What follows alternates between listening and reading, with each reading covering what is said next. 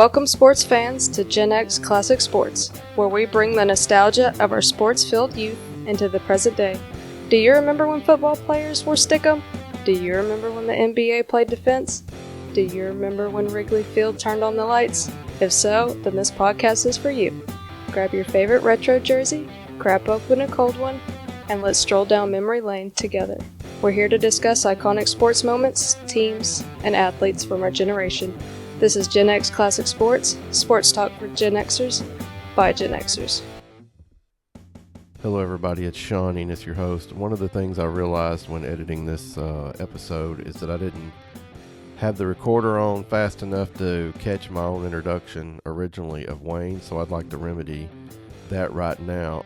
Wayne Pumphrey is a writer and historian, a friend of mine who documents the sports history of South Arkansas, the North Louisiana area, where we both grew up. He and his wife Melissa co-founded the Dragon Sports Network, which is it's a high school sports broadcast network in South Arkansas, and it started out just broadcasting high school sporting events. It's kind of gone beyond that.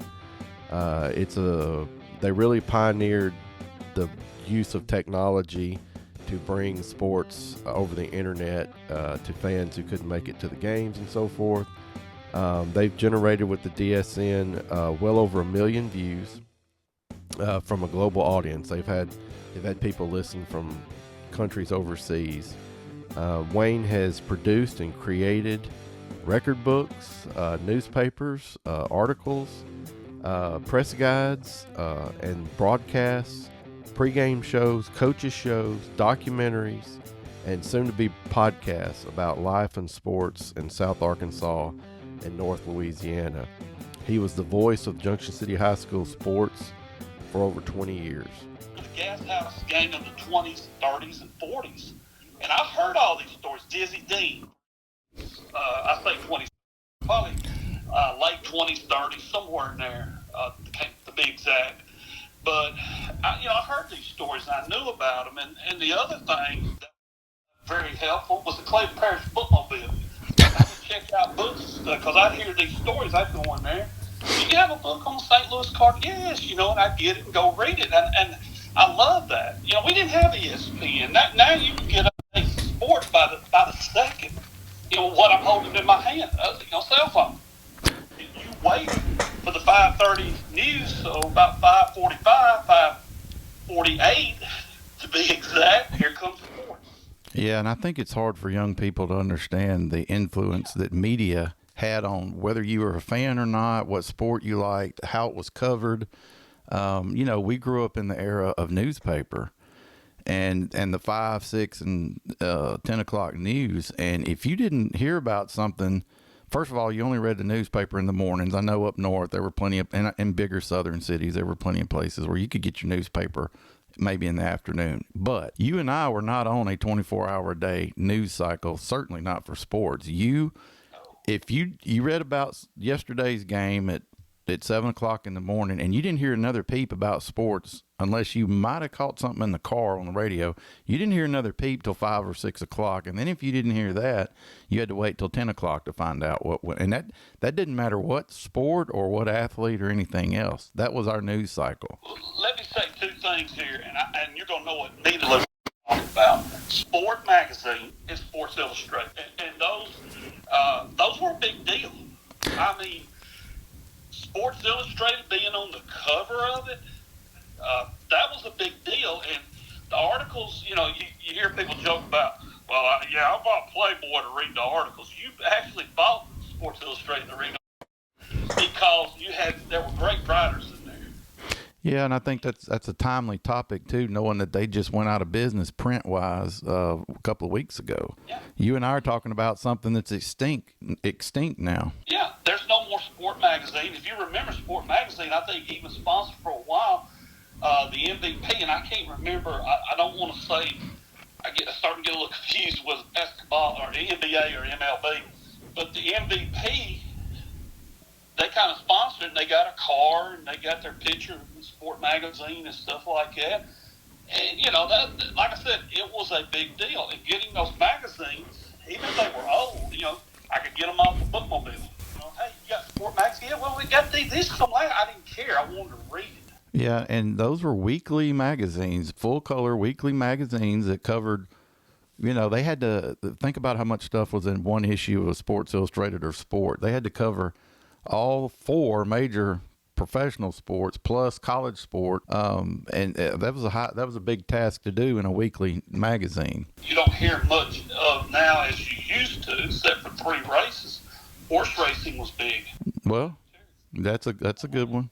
Affirmative, or however I probably got it wrong, but I can remember Seattle Sloop. Yeah. I can remember reading about them, and we got that information through ABC Wide World of Sport, which is every Saturday afternoon, and you got it in Sports Illustrated, the newspaper. Yeah, we're going to do, Wayne, I've already decided from talking to everybody, we're going to do an episode just about media coverage. I mean, we're going to go into this with the whole panel because everybody has a little bit different version of what they grew up, what they focused on when they were trying to follow sports and all, but the same things were available to all of us. We had magazines, newspapers, and the evening news. That's it. And then the thing that really, I guess you could say solidified my ties with the Razorbacks was in 1973. Orville Henry and Jim Bailey came out with a book, The Razorbacks. And that was the first book I ever bought. Oh, okay. And I saved up my money. I had to pay a whopping $5, I think 95, and I worked at Mayfield's Grocery, $1.50 an hour. And of course, I wasn't 9 years old then. But I got to sweep, and I'd run the cash register and stuff. And when I got my first check, my parents took me to town. I bought Peanut Brittle and the Razorbacks, and I read it all in one night. I devoured it. That was by Bailey and Orville? Orville Henry and Jim Bailey. All right, for folks not from Arkansas, we need to stop for a second and explain something unique to this. It's not unique just to Arkansas, but there are other states that kind of deal with this. But for those who don't know, the Razorbacks, they're not even centrally located in the state. They're in the northwest corner of the state of Arkansas. But back then, and still, they're the number one show in town. There's no professionals other than minor league baseball and occasionally minor league hockey and those kinds of things that come through, fail, and go away. Razorbacks are the only game in town for the most part, and it's been that way for 100 years. And so Wayne and I grew up by car. What, Wayne, 6 hours from Fayetteville where the campus is? Yeah, at first, before, and it got a little bit better. Now it's under 5. Yeah, used to have to drive. It was a 6-hour trip. Yeah, you used to have to drive up a mountain. And all that, other than I-40. Yeah, and so what happened was the state had 2 newspapers located out of Little Rock, and back then it was basically the Democrat, and then there was the Gazette, and they had each had their own sports editors and sports writers and so forth.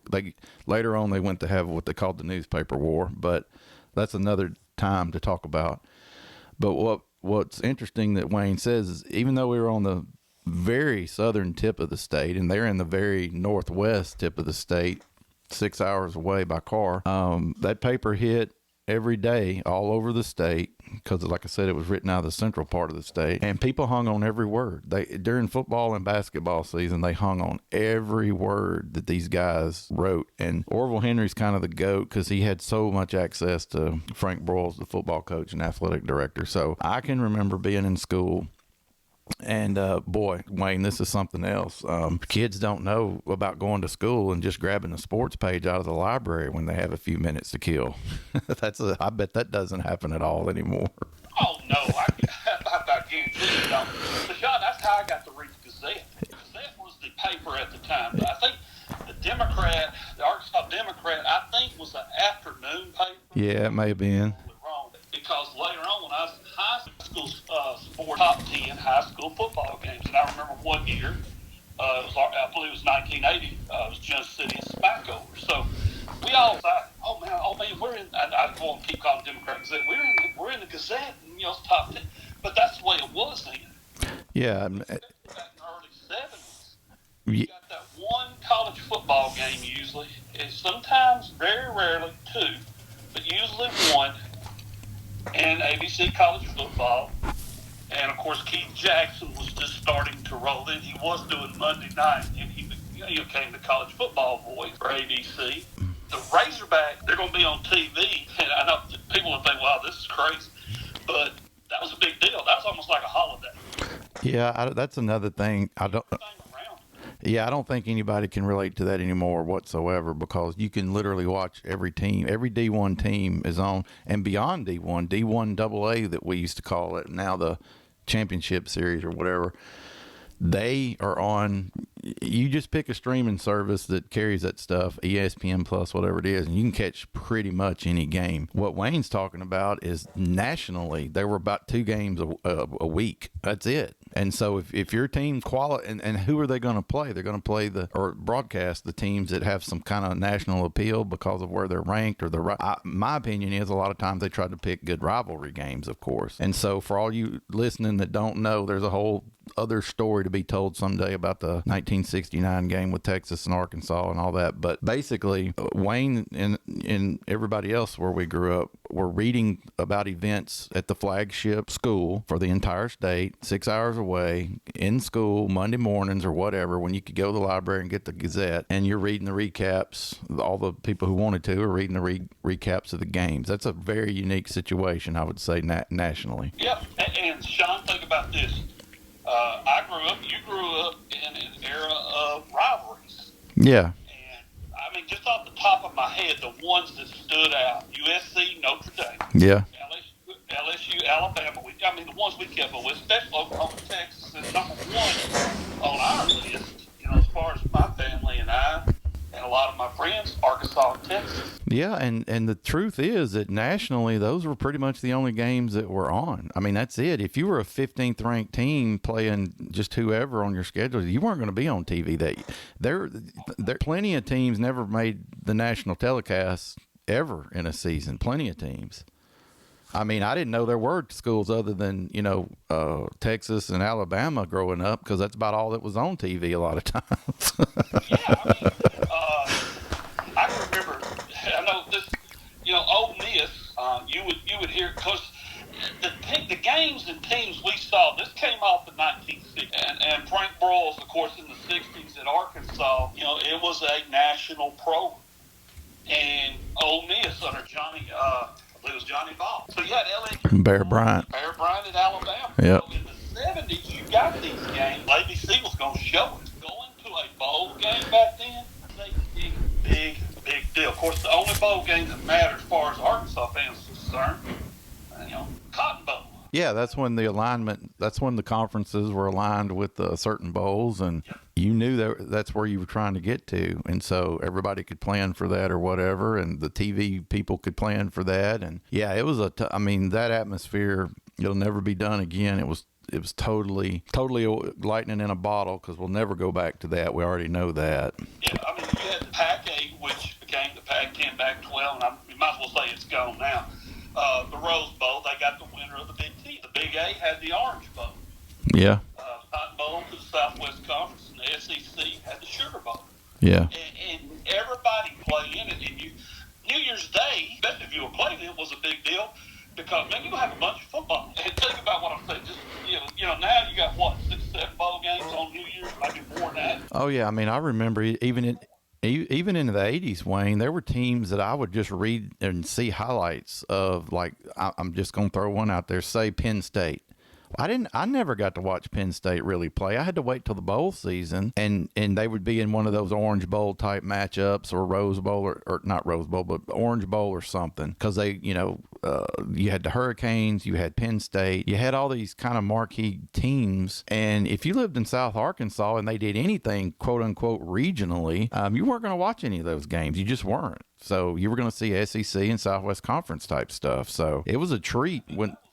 Yeah, it was a treat when bowl season hit, because you think, oh, man, I haven't seen Auburn play all year, and Bo Jackson's on Auburn's team. I'm going to watch them play. Yeah. That didn't change till, I think it was Georgia and Oklahoma sued the NCAA and formed the College Football Association. If you remember that, CFA. Yeah. ESPN jumped in on it, and TBS did too, Ted Turner's TBS. And then you started seeing more games, and that's how you found out more, because go back to Penn State, Shon, you and I didn't know nothing about them unless they played in a bowl game. Yeah. Or we read about it in the paper or the magazine. Yeah, and I think that's What's really interesting about that is to know anything about these quote unquote other teams. Like we grew up smack dab in the middle of LSU and Arkansas, and then territory, and then you had some Ole Miss, you had some I don't know, some East Texas type stuff in there scattered. But if you wanted to know anything about anybody other than those 2 or 3 schools, you had to take it upon yourself to seek it out, find it, read about it in Sport Magazine, read about it in Sports Illustrated, or else you wouldn't have a clue who these people were. You just wouldn't. And then, you talk about, you had mentioned to me before about professionally, okay? I'm watching the NFL on Sunday, and I see this team, and they got an R on the side of their helmet, and I love the burgundy and gold colors, and they're the Redskins. Yeah. And I started following. Well, what information I could get was out of the, aforementioned, media outlets we had available to us.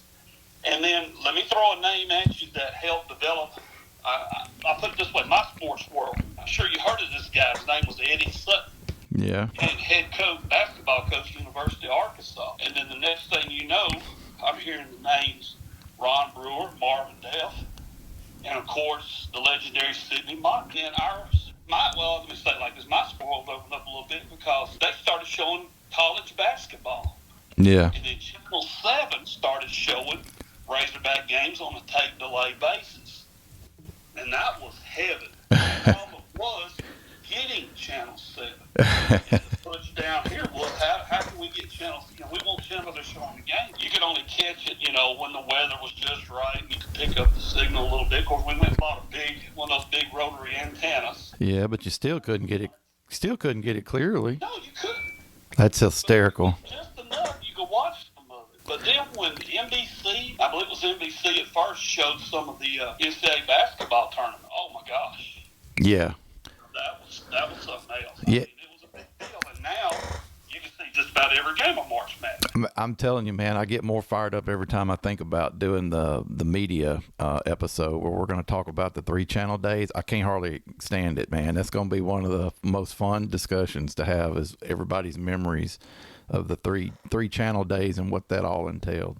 3-channel days formed your sports world, formed our sports world. Yeah, exactly. So let me try to sum up a little of what you said, because I'm hearing that even grand and great grandparents were Cardinals fans because of the reach of AM radio, and that led to Jack Buck in the 60s and 70s calling Cardinals games. So that kind of plugged you into Major League Baseball, and then. Obviously, and there's something weird about where we grew up as far as the Arkansas thing, because there were LSU. Obviously, there's LSU people there too. So you kind of went one or the other or neither. And so you also had a lot of family influence, obviously, from the Razorbacks. But then you kind of worked on your own to go read beyond what was locally and statewide available to pick up on some of these things, like what was going on with these other schools and things. Because if you didn't, you just wouldn't know about it. So it was TV that led you to the Redskins. Is that what I'm hearing? Yes, and that was I remember it was the fall of 1970, 71. I remember it was somewhere in there. You got to see the game, and I'm like, okay, Redskins, and they're playing. I can't remember exactly who they were playing. More than likely, one of their, division opponents, the Giants. I know it wasn't the Cowboys at that moment, because later on, that became must-watch television. Well, I'm going to definitely talk about that in a minute too, but yeah, go ahead. So you were watching them play somebody important, obviously. Right. So, I get to see them. Well, I tell you what, it was a year later I was really following them because they went to the Super Bowl, which I believe was Super Bowl 7. Miami beat them 14-7, the undefeated Dolphins. And I remember watching that. And that was one of the very first Super Bowls, Shon, that I watched almost from start to finish. Yeah. I did watch Dallas and Miami. Yeah. Dallas beat them. I didn't hate Dallas like I do now, but I remember watching some of that, and I remember what they called the Blunder Bowl when Baltimore and Dallas played. Yeah, lots of fumbles and whatnot. Right, yeah. And, but the one that really stood out was that Super Bowl because the Redskins had made. From then on, I followed them faithfully. And, of course, if they appeared on Monday Night Football, which was a phenomenon back then. Yeah. I mean, you had that was, again, more must-watch television. I think we're going to probably do a whole episode on Monday Night Football. Honestly, there's that much to talk about. Well, for folks, the younger, I keep calling them younger folks. Of course, I'm 60 years old, so everybody to me is basically younger. But they just do not know the big deal. I remember Joe Ferguson, who was Arkansas quarterback from especially 71 and 72. Of course, freshmen could play back then. He was on the freshman team in 69, and then he was a backup to the great Bill Montgomery in 70. 71, 72 was his years. He got drafted by the Buffalo Bills and ended up starting basically his rookie year, which was the year O.J. Simpson went in 2000. Next year, he was definitely the starter, and I remember him, the guy that later became my favorite football player of all time, Ken Stabler, had a shootout on Monday Night Football. Oh, wow. I know the Bills won. Can't remember the score. But, man, to watch, it's like, wow, I couldn't believe it. That's Joe Ferguson, and I'm sitting here watching. I'm just soaking it all with my great-grandfather. It was a big deal. Ferguson on TV. Now, you can go on YouTube, and you can go watch highlights from back in the day, as they call it. Didn't have YouTube then. Didn't have the internet. They had that TV Monday Night Football showing that game. It's so odd to me, Wayne, though, that in South Arkansas, you're North Louisiana, South Arkansas, you're not going to find any Redskins fans. So it's so odd to me that that's who you picked up on. And maybe it was the logo. Maybe it was, well, I'm being serious. It's odd that that's who you sort of glommed onto to be your team, because there was nobody around you thinking like that. I have thought about it, Shon. What got me hooked on the Washington Redskins? And I sat here and thought of different things. History. I love the West. I love the Alamo, all of that. And I'm thinking, what really got me hooked? And the only thing I can ever go back is those colors. that logo. Well, and I just got hooked on it. And you're talking about the old school R with the circle and the feathers off of it. Yeah. And okay, so we might as well get into it, because I'm going to talk for a minute and let you catch your breath, because you've been going pretty hard, brother. So folks who know us know this, but for everybody else, maybe it's slightly entertaining to know that even though I've known this dude for 40 years nearly, he is a rabid, diehard Redskins fan, and unfortunately, I'm the same on the opposite side of that coin with the Cowboys, and there'll be talk of that over the years, I'm sure. But I can promise you that wherever Wayne was at any given time in South Arkansas, he did not bump into any more Redskins fans, and if he did, it wasn't until the 80s. So let me just say that right now. Well, let me confess. I'll answer that question for you. Kelvin Stewart, who I work with, is the only other Redskin fan I know of, and me and him did not meet up until the 90s, early 90s. I had not come across nobody else who goes, I'm a Redskin fan too. They kind of look at me like what you're saying. You're what? Yeah, did you move here from there? That was always like, did you grow up in Maryland or D.C.? And it's an awesome story that's what you picked up on. It really is, and that you stayed faithful to it too, because what I'd like to kind of tell everybody is that we, just like we grew up smack dab between University of Arkansas and LSU, who were not in the same conference back in those days. Anybody our age remembers it. We also grew up equally between Saints and Cowboys, fan adoration and TV and media coverage. South Arkansas really didn't have any direct ties to any pro football teams. North Louisiana at least had the Saints in South Louisiana. And so we listened to our games and news and stuff on Shreveport, Louisiana, and Monroe, Louisiana stations for the most part. If the weather lined up just right and the moon was where it was supposed to be, you might see a Little Rock station. And so tons of South Arkansas people identified as North Louisiana people in the way that they got their media.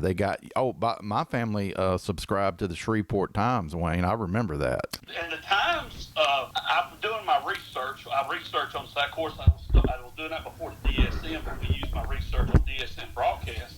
A lot of stuff that I've got saved, getting articles offline or online, it's Shreveport Times. Yeah. It comes up here very well. Yeah, and so we grew up where you had a lot of Saints fans and a lot of Cowboys fans. Now let me just say this: for whatever reason, my uncle was a Cowboys fan before I was born, and I really don't know the whole history of that. I just know that we were inundated with either Cowboys or Saints coverage. And what I think happened, and I'll verify this and bring it up at another time, but what I think happened was it was more or less an issue of which team was better at the time, and poor Archie Manning was down there in New Orleans just taking a beating, and so it was kind of hard for my family, my uncle and my dad, to get excited about a team that had a fantastic player who was getting his brains beat in every week. And just back then, you built a roster and you kept it for 10 years. You added one or two dudes a year, and there just wasn't any hope in sight for poor Archie. I've always felt so bad for Archie Manning. And so people do not realize, and I'm talking about, even then, or a lot of them, especially today, how good Archie Manning truly was. Oh, yeah. See it because he played on some Saints teams that were halfway decent. Yeah. He had played about 10 years, but he was beat up so bad you thought he played 20 years. He was a tough son of a gun. And so what I think happened was all of that kind of contributed to in the Shreveport time. For people who don't know their geography, Shreveport is really not that far from Dallas. It's just not. So I think we were Shreveport media people, and they covered the Cowboys, and the Cowboys were kind of up and coming, and the Saints were heading in the other direction. And so I think that's kind of what led to that. And so I was born into that, and there's plenty of other opportunities to talk about that, but I just always found it interesting that we kind of were in the middle of LSU and Saints, and then Razorbacks and Cowboys, and then in 1989 the Cowboys Razorbacks connection came to for real. I mean, it came to be in a big, exactly. It came to be in a very real way. And suddenly Little Rock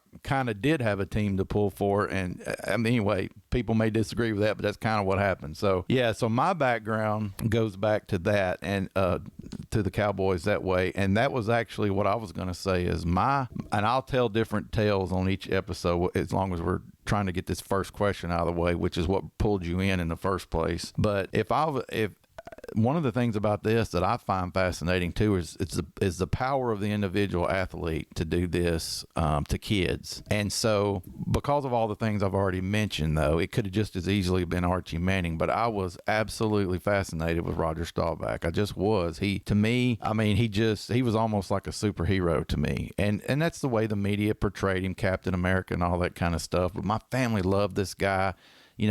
Patriotic. He served his country. He couldn't even play pro football till he'd served his time in the Navy.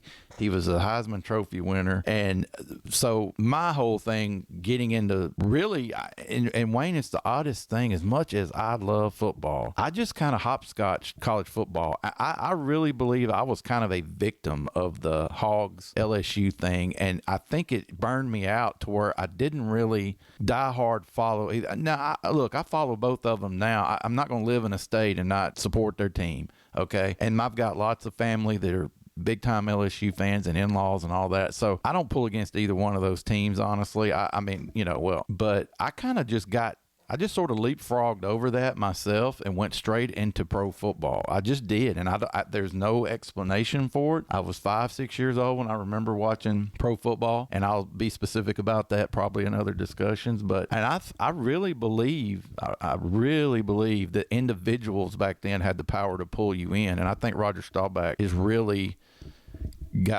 what pulled me in. And I've heard people say that a certain baseball player pulled them in, or a certain basketball player. So I'm wondering if it was Sonny Jurgensen. Did you say Sonny Jurgensen earlier when wearing the Redskins helmet, or do you remember a guy, or was it just that helmet? I remember the first Redskins players I remember fairly well: Sonny Jurgensen, Lee Kilmer.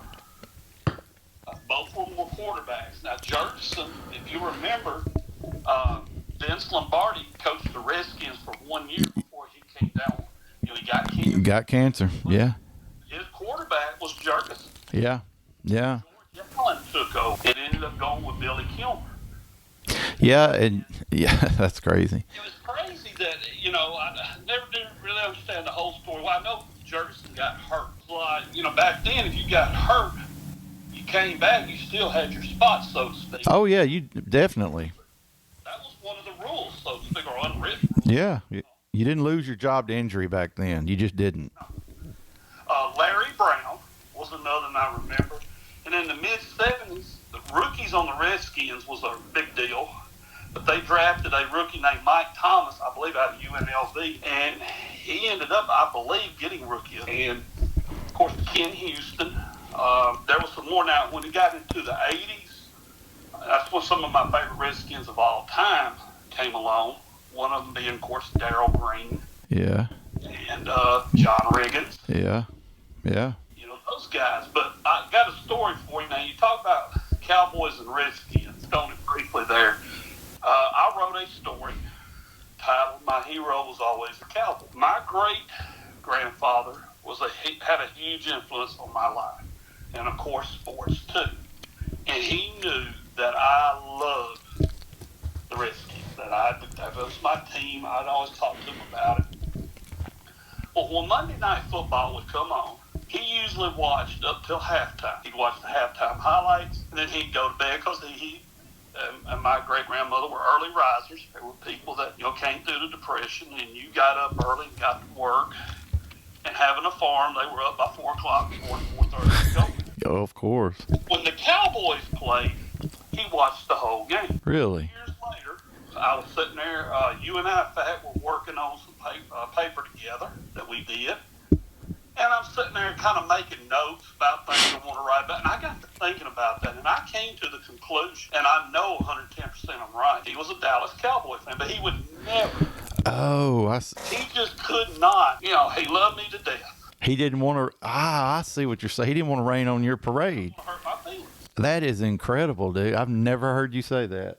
He watched Cincinnati and Houston's play, and I'm just making some names up. Halftime after the Cosell did the highlights, remember? Yeah, oh yeah, absolutely. When I got off the bed, he went. When the Cowboys played, he watched the whole game. And he didn't want to tell you. I'll tell you. You know, Wayne.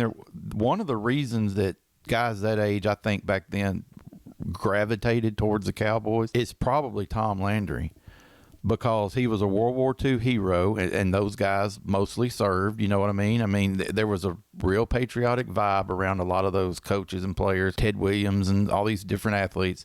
And I think older gentlemen saw that guy, how dignified he was on the sideline and always dressed to the nines with the coat and the tie and the hat. And I mean, I'm not trying to speak for you or your great-grandfather, but I'm betting that had to have something to do with it. He was just... I think it did, Shon. I really think it did because...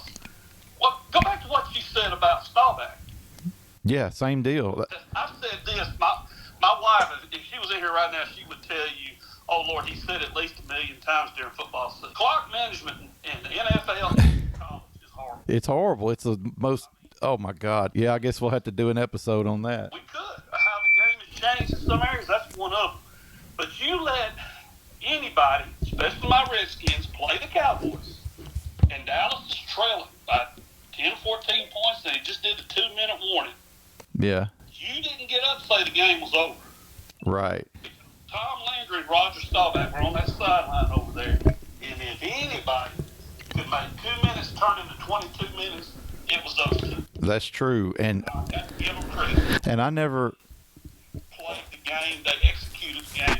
It's just about perfection. And I never even thought about the connection between them being, well, I wouldn't say, well, Tom Landry's war record was pretty amazing. I think he was a pilot or something, or a bomber pilot. So, but I never, until we just talked about this, I never kind of thought about their soldier connection that they had and with the Naval Academy for Staubach and all that. So that's pretty interesting. I'll have to think about that some more. When you talk about the NFL, we've been discussing here with teams.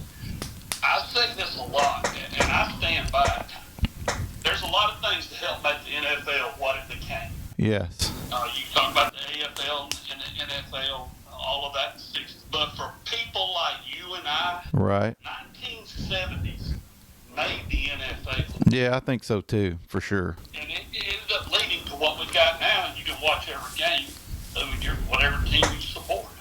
Yeah, I totally agree because you had it was a quarterback and running back league and a defense league, and that's because the game was a running game. Kids now have no clue how prolific. If you threw 250 yards, my God, if you threw for 300 yards in a game, something went crazy somewhere back then. I mean, it's just unheard of to want to throw it that much. It just was. And so with the rule changes over the years where you can't touch the quarterback or the receiver, and back then no one cared. They just beat both of them to a pulp all night long. And the soul patrol was Oakland Raiders. Yeah, and I was just thinking about, and you had so you had an outlaw team in the Raiders that everybody loved to hate with Madden, and just a long list of guys led by your quarterback, Ken Stabler. But you also, it was a rivalry league. It was a quarterback and face driven, I mean, you're talking now, not when you and I really were coming along so much. I mean, but Namath had kind of left his mark in the '60s, late '60s on the league, and even though that had kind of faded by the time you and I were really paying attention, you're talking about a league run by fantastic running backs and quarterbacks, though, that had all these rivalry games, and it really did it started the process to building it to what it is now. You're absolutely right about that. There's no doubt about it. You had Fran Tarkington, Ken Stabler, Roger Staubach, Archie Manning, the list goes, Lenny Dawson, I'm forgetting a ton of people, but Bob Greasy, just, tons of guys that you could relate to as far as you saw their face on these sport magazines and Sports Illustrated. And I don't know, you see these guys out there taking the beating that they took, and you and I always joke about scoring, and you look up at the end of this wonderful game that you've watched, and it's 16-13. Yeah. And people now would lose their minds if they would be so mad that the game would be that low scoring. And it was just so dramatic, though, because every play counted, and it's just, I don't know. That definitely launched the NFL into what it is. When you and I were growing up and the 70s were happening, just all those stars and the coaches and all that definitely launched the NFL. There's no doubt about it. There's no doubt. And it made the Super Bowl what it's become now. We all got, now they start 9 o'clock in the morning on Sunday with their, quote, pregame show or lead-up. Yeah. 8.5 hours before kickoff, and you already got Super Bowl coverage for that day. Running all traces back to the 70s. Yeah, and we'll do definitely there'll be a future talk about it, but that's really when the NFL started wrestling the country away from Major League Baseball. It really is.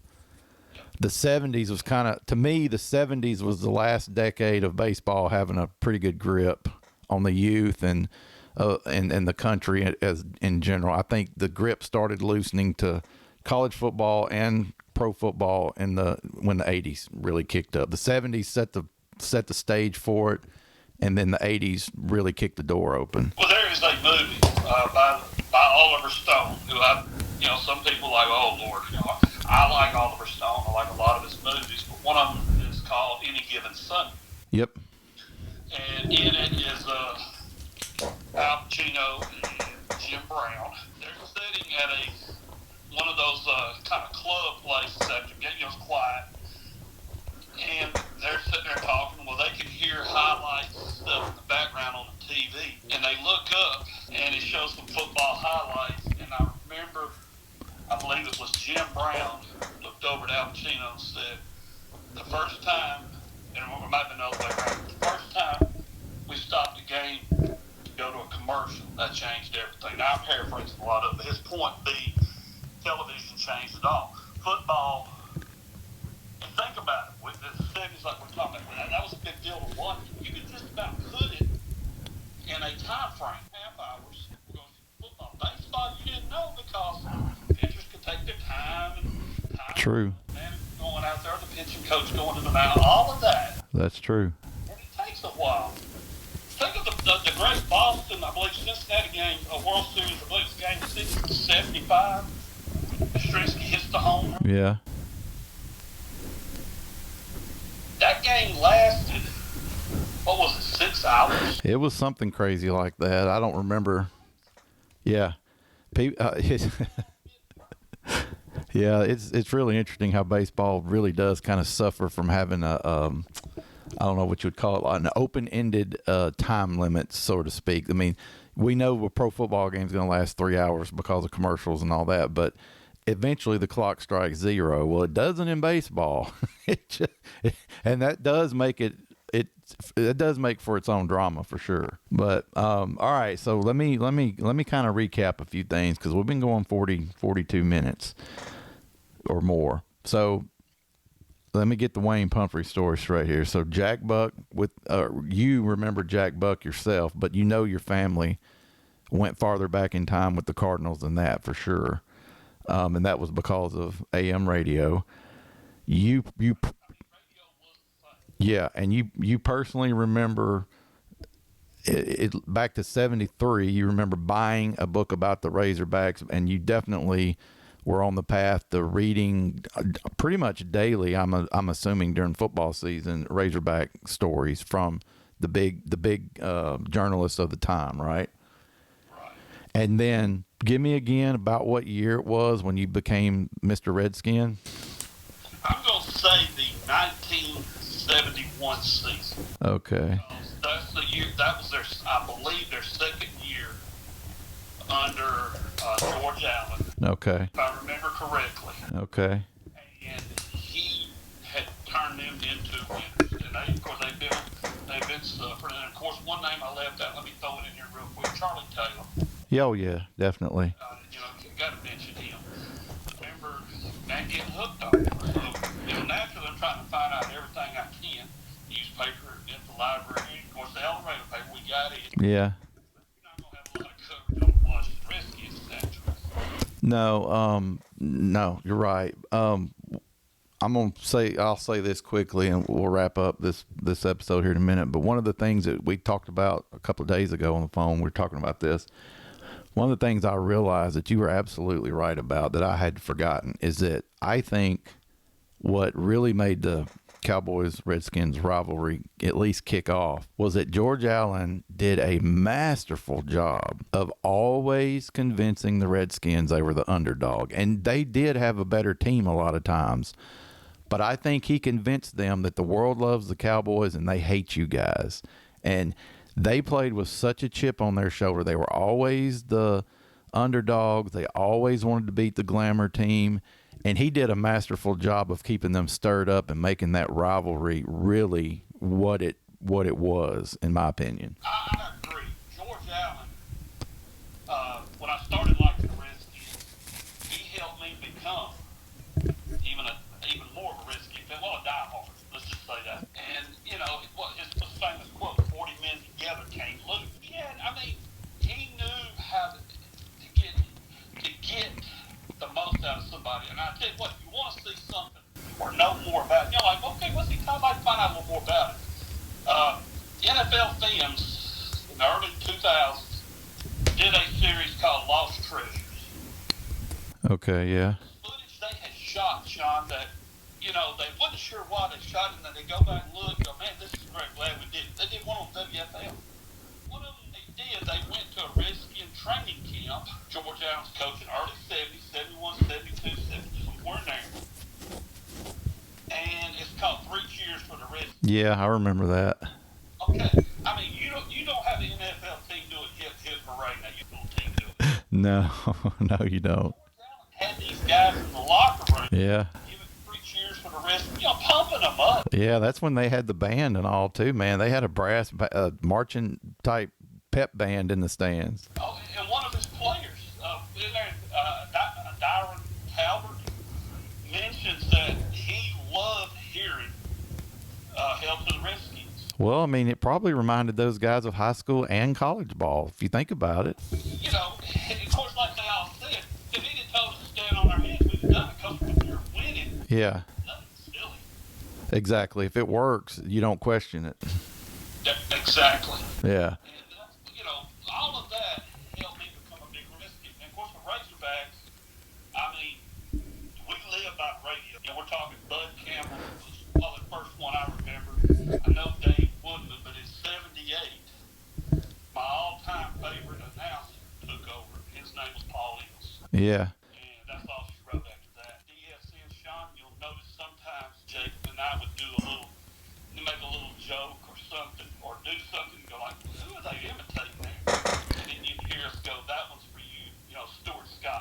Yeah. Coolest under my pillow. It was one of his sayings, stuff like that. Because it was, to me, it was like paying a little bit of respect. We only had that one game on TV. Radio was the key. Yeah. And all these great announcers, anybody that comes up in our town knows that's Keith Jackson. Absolutely. Yeah, it's interesting that there were so few. Even if you were a top 10 team, you probably weren't on national television, but a couple of times at best. So you had to develop a listenership and a relationship with whoever the team's home announcer was. And so for Razorback fans, they go back to the Bud Campbells, and I certainly remember Paul Eels, but yeah, I mean, to this day, I will listen to a lot of Cowboys games on the radio. The TV will be on and it's on mute, and I'm listening to, it's out of sync usually, but I'm listening to the play-by-play guys that I've been listening to for 20 years. So the power of radio seems to be lost on a whole generation now, but it was a real thing for us because it wasn't the end of the world if they weren't on TV. And people feel like now that it is. You ever notice that? Oh my gosh, what's wrong with the program? You know, why are we not on television? Well, even Every now and then I still listen. I'll go put radio on, listen to it there. It's not the same as Paul is. But let me tell you another name out there. He did NFL. Of course, he's more well known for baseball by far. But I have a brother-in-law who's a truck driver for a long time. Yeah. Of course, you know, going across the country, he'd have his radio on, and he would listen to Dodger games. Yeah. Vin Scully. And Ben Scully did not broadcast the game. He painted. Yeah, he was a good one. He was Yes, absolutely. maybe the best ever. And the thing is, those guys, people don't realize, and I didn't realize this, but a lot of those guys that were connected to a baseball team, they would moonlight after the World Series or the season was over as maybe Monday Night Football on the radio guys, or Sunday afternoon football on the radio. Vin Scully called football. Well, wasn't it, I know Hank Stram, Westwood One, see, that, I remember that, would carry the football games, Yep. especially Monday night games, and I want to say Jack Buck was with him. He was. Well, I don't know if those were. I don't know if it was those two together. It may not have been, but I do remember Jack. I do remember hearing highlights and seeing stuff about Jack Buck calling football for sure. And I think I'm right that Vin Scully called some football. He did call for football. Yeah. Of course, he's more known, for baseball. Well, sure. By far. He did call some football. Yeah. Jack Buck certainly called. Jack Buck certainly called his share of football. Well, John, those saying you see Keith Jackson shows up, in your town, it's a big game that Saturday. College State shows up for, hey, it's a big game Saturday. Keith Jackson's here. well, Boys, college football now. Take ESPN, who is, there's not really one. Yeah, you got Chris Fowler and Herbert Street, but it's not the same. yeah, that's a good point. If Keith Jackson covered your game, you made it that season because it was a big deal. Yeah. It's not the same, but younger people would say, "Oh, you mean like if College Game Day shows up on your campus?" Yeah, I guess so, kinda, but it was probably a bigger deal than that. Yeah, well, you didn't get. If Arkansas was on TV twice in a season, Yeah, that was a huge thing. yeah, and that, by the way, We're going to get a game. We're going to be on TV. and that, by the way, was a season that they were really good and could only get on TV twice. So if you didn't have a guy on the radio that you could stand to listen to every week, you weren't going to get the game. Luckily, just about every corner of the country can at least hear ball games on the radio, and it was true back then. So, of course, rural Arkansas people would develop these listenerships with these radio guys. They had to. They were never going to see a full-color game some seasons, and some seasons they only got one, maybe two. Well, a lot of take Monday Night Football. You had Don Meredith, Frank Gifford, and Howard Cosell. Yeah, absolutely famous. Everybody had to do their imitation of Howard Cosell. Yep. But you knew these guys. Dandy Don. Yep. The Monday Night Football thing became its own phenomenon about who would be on there together and so forth. There was a lot of drama there over the years about the crew, you know, even into the 90s and stuff with the Dennis Millers and all that kind of stuff. That's always been a big topic, is who's going to man the booth, so to speak, at these Monday night football games. Because it's a big audience no matter what. All the poets are gone now. Yeah. That's what I call them. Yeah. Got them from one of the 30s I was telling you about. They're out now. Yeah. It's just it's the endless theme of screaming and hollering, and you know, and it seems like, and then everybody's got to, you know, you got to make sure not everybody's cut out to do play-by-play. Right. Then you had, I don't know, it's like a treasure trove of great announcers. Yeah.